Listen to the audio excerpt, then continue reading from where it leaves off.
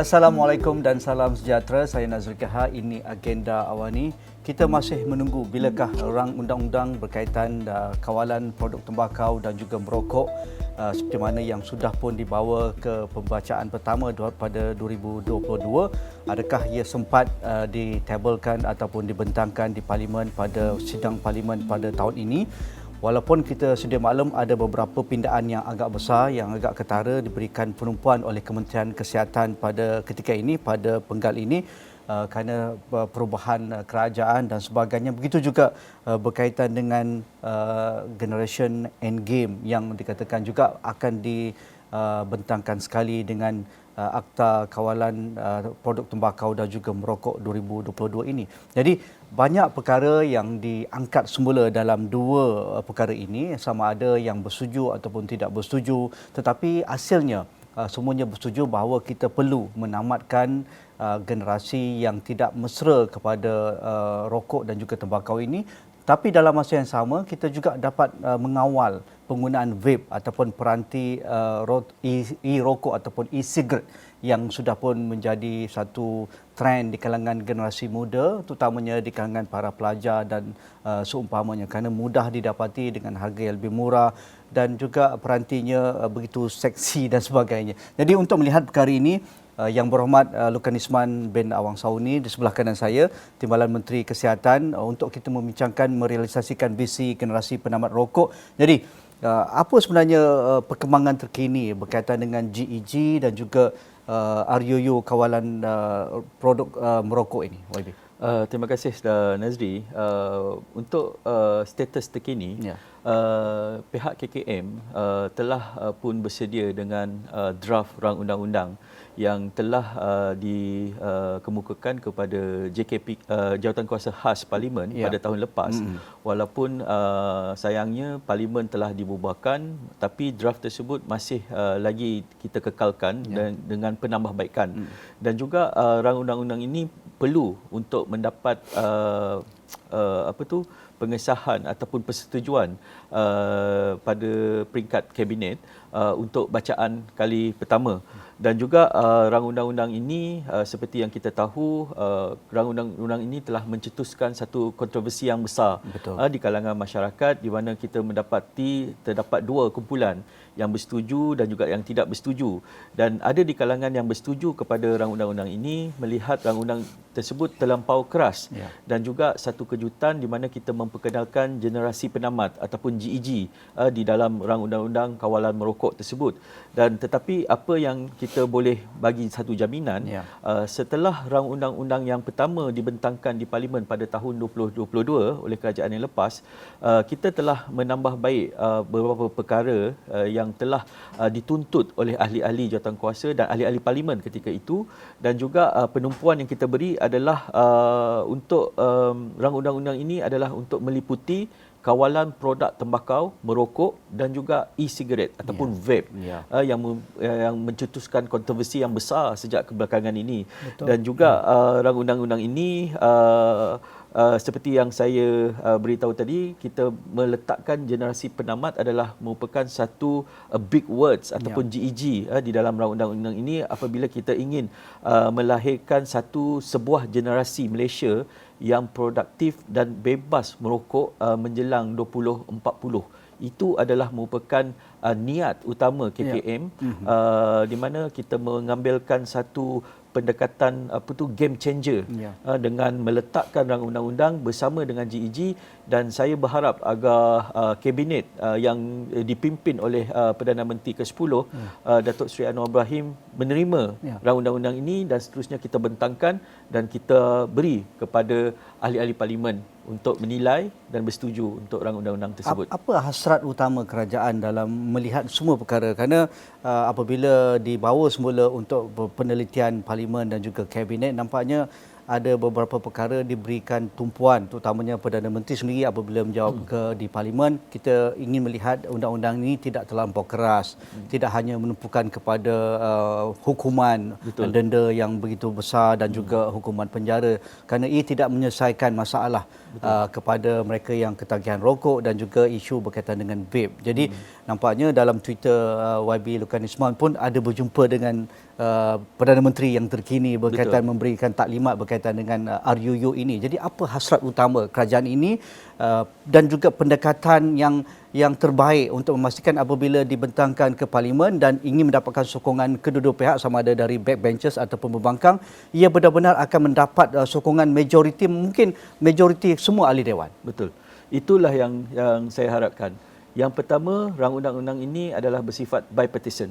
Tak kira daripada kerajaan ataupun pembangkang, saya merasakan rang undang-undang ini perlu disokong oleh semua pihak. Apa yang menarik berkenaan tentang libat urus rang undang-undang ini berbanding dengan kerajaan yang lepas, saya melihat PMX ataupun Perdana Menteri yang ke-10, Datuk Seri Anwar Ibrahim, kita telah mengadakan beberapa siri libat urus. Saya bersama dengan Yang Berhormat Menteri telah berjumpa dengan PMX, dan yang terkini, yang terakhir saya berjumpa, beliau telah memberikan jaminan bahawa beliau sangat-sangat menyokong generasi penamat ni. Walaupun demikian, rang undang-undang ini haruslah dibuat ataupun dibuat secara teliti. Penglibatan ahli parlimen, masyarakat dan industri kita perlu ambil dengar. Ini bukan rang undang-undang one-sided rang undang-undang di mana ataupun short sendiri ataupun half-baked dan sebagainya. Berdasarkan data-data akademik, tetapi ini adalah berdasarkan ada di kalangan ahli-ahli parlimen ingin menyuarakan pandangan. Sebab itulah Yang Berhormat Menteri telah mengarahkan KKM untuk mengadakan sesi libat urus. Bukan hanya sekadar di kalangan ahli parlimen perpaduan, tetapi kami telah mengadakan libat urus bersama dengan ahli-ahli parlimen pembangkang, daripada PAS, daripada Bersatu, PN. Kita telah mendengar suara-suara, dan di kalangan suara-suara tersebut majoriti merasakan ini adalah merupakan satu rang undang-undang yang terbaik, di mana kita ingin membentuk satu generasi. Katakan yang perokok sedia ada, kita memang boleh mengekalkan, tapi saya bersetuju kerana saya sendiri terlibat dalam jawatankuasa khas parlimen pada penggal yang lepas. Kita dapati apabila bacaan kali pertama, pendekatan ataupun kita terlampau menghukum. Contohnya kompaun yang bernilai sebanyak RM5,000. Katakan pemilikan rokok tu di kalangan pelajar-pelajar, dia kena ada hukuman yang terlampau berat. Tetapi melalui JK Jawatankuasa Khas Parlimen, kita telah memberikan satu elemen hikmat masyarakat ke dalam roh RUU tersebut. Menarik. Dan juga berkenaan tentang body searching. Memang kita bimbang. Kalau kita ada anak perempuan, kita suspek dia ada rokok, mungkin penguatkuasa pegang dia. Itulah yang menjadi concern, dan itu adalah merupakan salah satu reformasi parlimen yang berlaku melalui rang undang-undang kawalan rokok ini. Dan saya lihat PM telah mengulangi 2 kali di dalam pembentangan bajet bahawa dengan pengutipan cukai excise, beliau juga bersetuju dengan pelaksanaan GEG. Dan juga di dalam sesi jawapan Perdana Menteri, beliau turut menjawab salah satu soalan daripada ahli parlimen dalam soalan tambahan. Beliau tetap mengekalkan generasi penamat di dalam rang undang-undang yang akan dibentangkan. Menarik. Tapi trend masyarakat terutama di kalangan muda penggunaan vape ataupun e-cigarette ini amat membimbangkan. Daripada kajian NHMS misalnya 2022 mencatatkan peningkatan yang amat ketara berbanding 2017 misalnya. Pada 2022 sekitar 14.9% ataupun 15%. Dan apatah lagi dengan tindakan terkini pihak kementerian menyasnaraikan nikotin dari Akta Senarai Racun. Itu juga menimbulkan perdebatan di kalangan masyarakat. Satu, kerajaan ingin mengutip cukai kerana sekarang nampaknya pengguna vape ataupun pengusaha vape, pedagang vape tidak dikenakan cukai dengan penggunaan nikotin dalam perisa vape. Jadi mengapa tidak kali ini mereka sudah kaya bertahun-tahun tanpa ada kutipan cukai daripada kerajaan, hari ini dikenakan cukai, tetapi isu nikotin itu dinyasnaraikan. Adakah semudah itu digunakan untuk industri seperti makanan dan sebagainya? Jadi apa pandangan YB Luqman Ismail tentang hal itu? Betul. Keputusan untuk menyahkan ataupun kita mewatarkan pengeluaran nikotin melalui Akta Makanan Akta Racun 1952 itu telah memberikan satu kesan yang sangat besar kepada KKM. Lebih-lebih lagi kepada fraternity perubatan, pengamal perubatan melihat keputusan tersebut adalah sangat-sangat tidak tepat. Walaupun demikian, kita sebenarnya bersedia dengan sebuah akta ataupun rang undang-undang yang mempunyai kawal selia terhadap produk tersebut.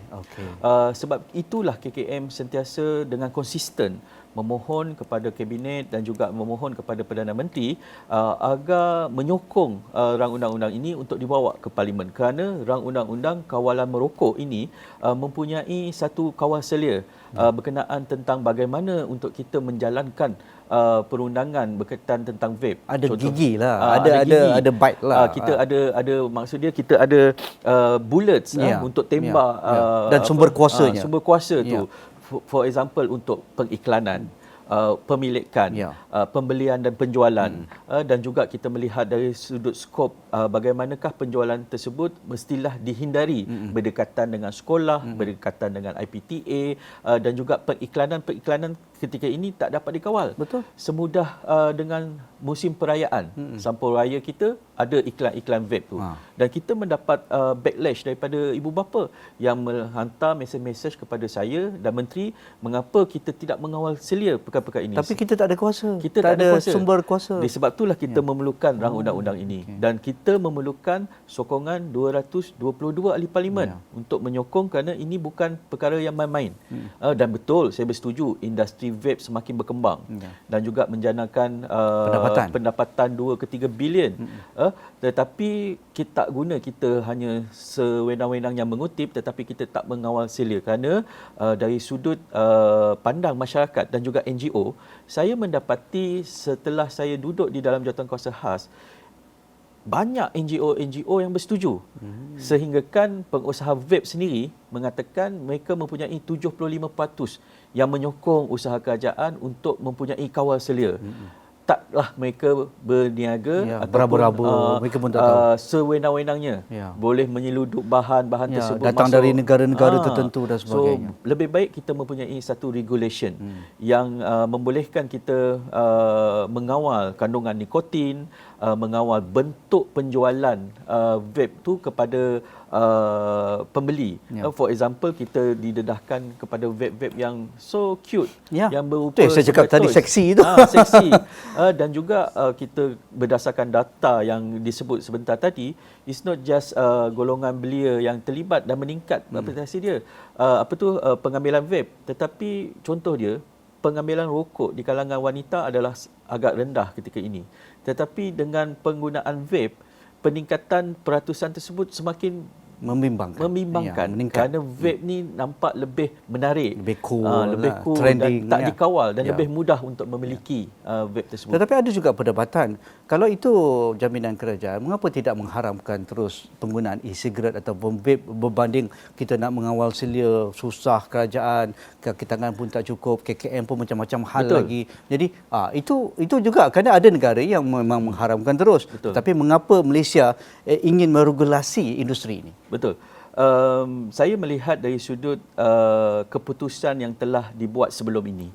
Di mana kebanyakan negara-negara seperti negara jiran kita, di bawah sana, di Brunei Darussalam, di Singapura, di Cambodia, telah mengambil keputusan, di 37 ataupun 39 buah negara telah mengambil keputusan untuk total ban vape pada sekitar tahun 2017, 2016. Tetapi kita ketika itu still try to accommodate the public needs, public opinions regarding vape, dan juga desakan-desakan daripada industri ketika itu.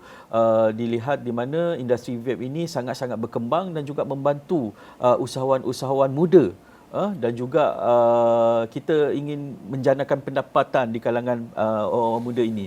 Tetapi kesan daripada tindakan tersebut melihat vape ini tak dapat dikawal dan teknologi vape semakin berkembang dengan semudah penggunaan liquid, dan sekarang kita mempunyai vape pakai buang. Dan berlaku kes-kes di dalam kelas, di dalam IPTA, pelajar-pelajar sudah berani untuk membawa vape di dalam kelas untuk orang cakap mengambil vape ketika belajar. Dan itulah harga yang kita kena bayar. Dan harga tersebut kita kena bayar dengan menggunakan kawal selia ini. Cabaran tu tetap ada. Sama juga dengan apa yang proses berlaku dalam kita mengawal selia rokok. Itu adalah cabaran. Tetapi dengan generasi penamat ni, saya cukup yakin kita dapat membentuk satu generasi yang lahir pada 1 Januari 2007 akan menolak vape ni. Dan juga dari sudut tindakan undang-undang yang kita draft ataupun rang undang-undang ini tidaklah terlampau menghukum.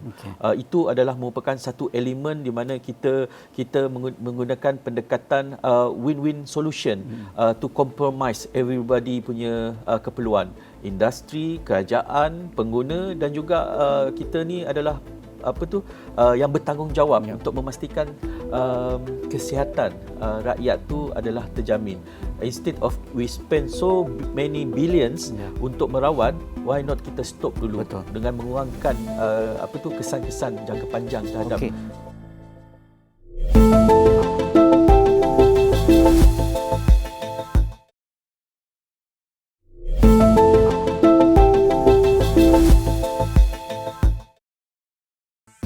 Apa jaminan YB Lukan Isman dan juga KKM berkaitan untuk melaksanakan GEG ini? Kerana seolah-olah macam ada sebahagian mengatakan agak perlahan dalam window ini, dalam era ini. Tetapi kita tahu juga RUU ini tak semudah ABC. Dia perlu ada tempo, dia perlu ada libat urus sedang berlangsung dan juga nak menyediakan di peringkat pejabat peguam negara dan sebagainya. Nampaknya untuk sesi kali ini mungkin tak sempat. Tapi mungkin sesi akan datang. Jadi sementara nak menunggu ni dibentangkan ke parlimen seterusnya. Jadi apa langkah seterusnya oleh pihak KKM? Okey. Sejak hari pertama Yang Berhormat Menteri masuk ke pejabat, dan juga saya menyertai Kementerian Kesihatan, dan kita telah sebulat suara untuk mengangkat rang undang-undang ini sebagai satu agenda besar KKM. Jadi menafikanlah suara-suara di luar kerajaan tak buat apa-apa lah. Betul. Dan juga memang berlaku banyak kontroversi. Contohnya perjumpaan saya sendiri dengan pihak industri. Berjumpa dengan pihak-pihak NGO untuk mendengar kedua-dua pandangan berkenaan tentang apakah hala tuju KKM berkaitan tentang rang undang-undang tersebut. Dan juga seperti apa yang saya bagi tahu di awal tadi, Nazri, rang undang-undang ini telah siap melalui jawatankuasa khas Parlimen. Laporan telah disediakan. Cuma apa yang kita buat adalah menambah baik dan juga kita memberikan jaminan sekiranya Kabinet bersetuju untuk bacaan kali pertama, jawatankuasa Parlimen, Select Komiti Kesihatan yang baru-baru saja ditubuhkan di Parlimen baru-baru ini akan melakukan scrutinize terhadap rang undang tersebut sebelum diangkat ke Parlimen. Dan juga saya cukup yakin Kabinet akan bersetuju dan bacaan kali pertama Blue Bill akan dibentangkan di setiap meja ahli Parlimen, dan selepas itu mungkin akan berlaku proses perdebatan. Dan juga kita tak dapat menolak mungkin terdapat proses-proses di mana sekiranya rang undang-undang ini belum cukup memberi keyakinan kepada ahli parlimen, ataupun mungkin sebagai contoh saya ambil kompaun yang dikenakan sebelum ini 5,000, kita turunkan kepada 500. Mungkin ada yang merasakan 500 itu terlalu rendah. Ada yang merasakan body searching ini perlu dilakukan. Mungkin kita akan mengulangi satu lagi proses parlimen reform dengan membawa rang undang-undang ini ke Select Committee semula dan akan dibaca balik dan terus diluluskan di dalam sidang parlimen. Saya cukup yakin sekiranya Kabinet bersetuju, kita dapat membentangkan rang undang-undang ni bagi tempoh sidang yang berlaku sekarang. Menarik. Itu yang kita tunggu-tunggu. Itu jaminan daripada YB Lukanisman. Saya memang menunggu-nunggu hal itu. Tetapi kita cakap banyak pun, kita seolah-olah kerajaan nak kena buat semua. KKM kena buat semua. Kena buat undang-undang itu, kena buat regulasi ini. Tetapi masyarakat juga dan komuniti, apa peranan kita dalam menyokong GEG dan juga RUU ini? Betul. Saya bagi contoh, kita hidup di zaman viral, Nazri. Ya. Baru-baru ini saya lihat di dalam Twitter kita ada sekumpulan remaja berani menegur seorang uncle ni yang merokok di restoran. Dan saya melihat inilah generasi yang kita nak letakkan kepada generasi penamat. Bermaksud remaja-remaja sekarang, orang muda sekarang pun sedar bahawa menolak tobacco ini ataupun produk tembakau ini adalah merupakan satu perkara yang bukan tabu ataupun bukan yang kalau kita tegur pun kita akan kena marah. Dan juga stigma masyarakat terhadap rokok ni perlu diperluaskan. Dan juga saya bersetuju bahawa bukan hanya KKM. Ya. Dan KKM pun telah melakukan pelbagai kajian. Hampir 3 juta kajian yang mendapati ramai yang menyokong. Dan baru-baru ini kita telah memuat naik satu pandangan ataupun survey di sosial media beberapa hari lepas, 97% menyokong, dan juga desakan yang kita dapat yang marah-marah semua, YB bila lagi? YB buat saja. Penuh dekat sosial media YB penuh ni. sosial media. Saya pun merasakan itu adalah merupakan satu pandangan yang positif. Dan juga masyarakat bersedia, sekiranya kalau kita dapat mewujudkan satu generasi penamat, saya cukup yakin generasi yang sedang merokok ketika ini boleh meneruskan tabiat merokok. Walaupun demikian, mereka akan sedar. Kerana apa yang saya buat, survey-survey secara rambang yang saya buat, bertanyakan kepada perokok-perokok, mereka pun menjawab. Satu hari nanti? Satu hari mereka akan berhenti. Betul. Dan juga bersetuju bahawa generasi anak-anak mereka, cucu-cucu mereka tak akan merokok. Saya boleh bagi jaminan. Pemain-pemain industri vape dan juga rokok pun, pekerja-pekerja mereka adalah yang tidak merokok, tetapi bekerja untuk syarikat yang besar. Dan saya sangat-sangat yakin rakyat tertunggu-tunggu dan ingin memberikan kerjasama dengan menamatkan aktiviti-aktiviti yang berkaitan dengan produk rokok ni. Dan juga saya minta kerjasama dengan influencer-influencer. Kita tak dapat nak membayar semua, tetapi buatlah secara pro bono, kerja amal untuk mempromosikan bahawa KKM mempunyai satu RUU yang mengandungi generasi penamat dan juga kawal selia kepada vape, dan pada masa yang sama kerajaan dapat mengutip cukai daripada aktiviti-aktiviti ini buat membiayai aktiviti-aktiviti KKM. Ya, satu lagi, adakah satu ketika ini selepas undang-undang ini dilaksanakan kita akan lihat di permukaan peranti vape itu akan ada gambar orang kena kanser ke, paru-paru kita hitam ke, macam kotak rokok sekarang, ataupun macam ni kita boleh gambarkan. Kerana sekarang ni terlampau cool lah. Macam saya pun tak isap vape pun, saya pun nak miliki walaupun tak nak isap, tapi saya nak simpan lah. Cantik sangat dia punya design, mereka bentuk dan sebagainya. Adakah kita ke arah itu, YB Lukanisman? Betul. Di dalam kawal selia kita memang akan adakan regulation berkenaan tentang periklanan, bentuk dan juga kandungan nikotin di dalam peranti tersebut. Dan saya bersetuju berkenaan tentang pemilikan tersebut. Dan disebab itulah hasil daripada kritikan ahli parlimen, orang luar, berdasarkan rang undang-undang pertama yang kita buat, pemilikan peranti ataupun rokok ini telah dikeluarkan di dalam rang undang-undang. Maksud dia mungkin tak adil untuk kita memiliki, tetapi kita diberikan tindakan walaupun kita tak merokok, kita minat simpan. Tersimpan dalam jaket saya ke? Itu adalah merupakan salah satu yang kita highlightkan di dalam draft baru kawalan merokok tersebut. Dan juga sudah pasti kita akan carikan mekanisme penjualan produk-produk ini, adakah secara tertutup, adakah secara terbuka, dan juga label-label kepada peranti-peranti ini kita akan lihat kesesuaian. Bagaimanakah kita nak memberikan amaran.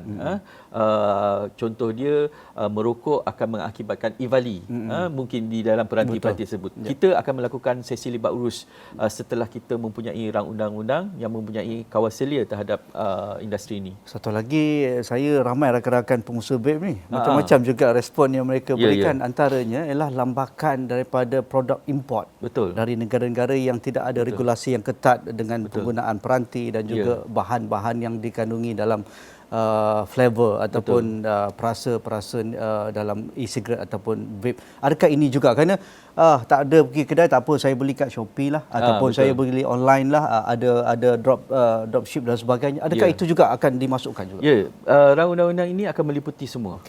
Disebab itulah kita memerlukan kawal selia tu. Sebab sekarang totally kita mempunyai orang panggil kelompongan. Open sky lah. Lakuna yang menyebabkan perkara ini kita mendapatkan kritikan daripada pengamal-pengamal kesihatan yang kita tak dan pengusaha sendiri juga, mereka juga mengeluh. Sebab saya pernah berjumpa dengan industri, mereka menggambarkan diri mereka sebagai YB, kami adalah sebagai penyeludup kepada satu produk. Adalah lebih baik supaya pendapatan mereka ini disemak dan juga mempunyai satu perundangan yang khusus supaya mereka dapat membuat satu perniagaan yang sah berkaitan tentang vape, dan juga mereka pun bersedia dari sudut mental bahawa sekiranya kerajaan memperkenalkan generasi penamat ini, mereka bersedia untuk meneroka perniagaan-perniagaan baru di luar ataupun di dalam negara. Dan juga apa yang ingin saya tekankan di dalam rang undang-undang ini, kita mungkin akan membentangkan rang undang-undang untuk menguatkuasa serta-merta GEG untuk produk-produk tembakau, dan juga kita mempunyai satu tempoh masa kajian bermula daripada generasi penamat tu dikuatkuasa untuk melihat persiapan dan pendidikan kepada pendekatan GEG untuk produk-produk vape. Bermaksud dia tak secara mengejut, drastik dan serentak. Kita mempunyai berfasa. Itu adalah dapatan daripada pandangan-pandangan sesi libat urus yang saya adakan bersama NGO dan juga industri. Saya boleh bayangkan setahun 2 tahun kalau saya ke Miri, kalau ke Gua Nia, tidak ada orang menggunakan vape. Betul. Rokok tu dah memanglah kita kalau boleh tak nak asap tu dekat dengan kita, tapi satu hari nanti ke Miri, bandar yang begitu hebat dengan industri oil and gasnya sebagainya. Saya cakap Miri tu kampung YB Lokanisman. Jadi nak makan mi kolok ke Lasar Sarawak dengan tenang-tenang saja. Okey, terima kasih YB Lokanisman Awang Sauni, Timbalan Menteri Kesihatan. Menarik, kena datang lagi lah dari sesi ini. Banyak perkara pencerahan yang dikongsikan oleh YB. Timbalan Menteri Kesihatan merealisasikan visi generasi penamat rokok. Jadi itu saja agenda awal ni malam ini. Assalamualaikum, kita jumpa lagi.